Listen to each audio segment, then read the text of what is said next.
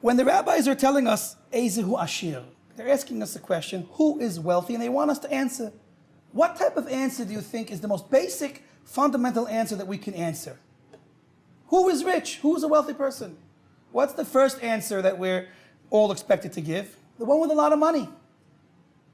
Now, obviously the rabbis are, practical, down-to-earth rabbis. They're in touch with reality, and they also know that who is rich?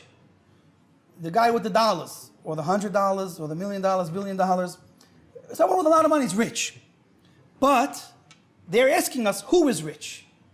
And they're changing it on us. They're saying, okay, instead of going with the guy with a lot of money, I'll tell you a little bit of a different kind of rich person. The one who's happy with what he has. So, in my opinion, they're not saying that the first guy is not rich. He's for sure rich. Everybody knows he's rich, and that's why they don't have to talk about him. But there's another way to become rich. And that is to be happy with your portion. What's pshat? What am I beating around the bush? Let me get right to the point. What does a rich person have that a poor person doesn't have? A rich person has peace of mind. He's comfortable. He doesn't have to worry about what's going to be tomorrow. He has his rent paid. He owns whatever he wants, he can have. He's not worried. He's not lacking anything. That's what the rich person has. He has the ability to do what he needs, what he wants. It's all there. What does a poor person lack? He's lacking all of that. The poor person doesn't have money to pay his rent, not to buy food for his kids. He's missing everything, the unfortunately, really poor person. So what's the trick? What are the rabbis trying to tell us over here? So how do we instantly attain those qualities that are usually limited to a rich person? How can we instantly have this worry-free, carefree life and have everything we want? What's the answer?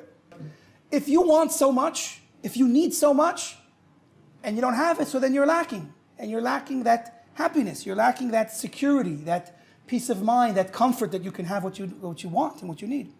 But the instant way to solve that problem and become like a rich person is to want less and to need less. So there's a beautiful midah that we talk about, we teach about. It's one of the fundamental midot that bring a person to happiness, is to be mistapek b'mu'at, to be satisfied with less. The minute we can train ourselves to want less and even go further and be satisfied with less, we can instantly be happy. But more than that, the rabbis are telling us, then we become like the rich man. The rich man got it because he's got so much money and he can have whatever he wants. But we can't all be rich, unfortunately. We could pray that we could be rich. Hashem, please help us to be rich. But for those that don't, until it comes, of course Hashem is sending us the wealth. Until it comes, we can be like a rich man. How? By training ourselves to accept what we have and realizing that if that's what we have, that's what we need. And then helping ourselves further by training ourselves to become satisfied with that portion. Now, a key, I think, the main key to accomplishing this, because we have eyes, we always see what the neighbor has. How come he has a black Porsche? I have a red one. I didn't want red, I wanted black. I don't have any Porsche, but when you see the neighbors with nicer cars, multiple cars, fancy things, so you could also start to want. We have to learn how to look at only ourselves. There's an idea of being selfish, which is no good. But there's a positive side to that. If I'm only concerned with myself, there's a way to gain from that in a positive sense. Meaning I should only be concerned with myself in this area of life. I shouldn't be looking at everyone else, what everyone else has, and then decide that I need that and I want that and how come I didn't get that? How come he got it and I didn't? No. Life is about me and God. If I know that God is at the center of my life and He's looking out for me and He's the one in control, then I know that if whatever He decided to give me, that's for me. That's my gift from Hashem. And if it's a smaller gift, it's only if I start looking around I can think smaller. We should all be happy with the gift that Hashem gave us, which is the life we have and all of the things that He gave us in order to succeed in living that life. A life of blessing and a life of happiness.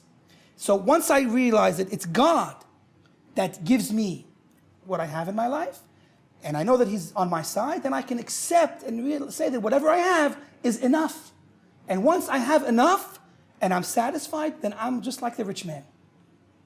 And I think this last idea also was hinted to in the Mishnah, because if we look at the kind of rhetorical question, Ezehu Ashir, the rabbis did not have to introduce this idea with a question. They could have just said, the rich man is the one who's happy with his portion. Same idea, without the question. So what is the question leaning us towards? It's a hidden question that wants me to come to a secondary answer. Who is really rich? Well, who does all the money in the world really belong to? It belongs to Hashem. All the money in the world is Hashem's. So if we can point ourselves in that direction, realizing that everything's Hashem's, we will be able to accept that what I have is from Him and I should be happy with it. And that's the idea. Ezehu Ashir, who is the true rich one? God. All the money is God's.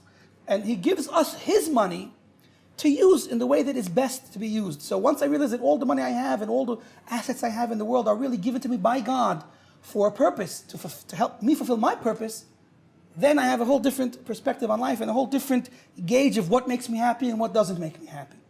And I think that's the deeper message and the powerful message that we must take out of this Mishnah, is that you have to have God with you first and foremost, realizing that everything is from Him, and then we can succeed in training ourselves to be content and even happy with whatever our portion is, and then you can also say that you're a rich man.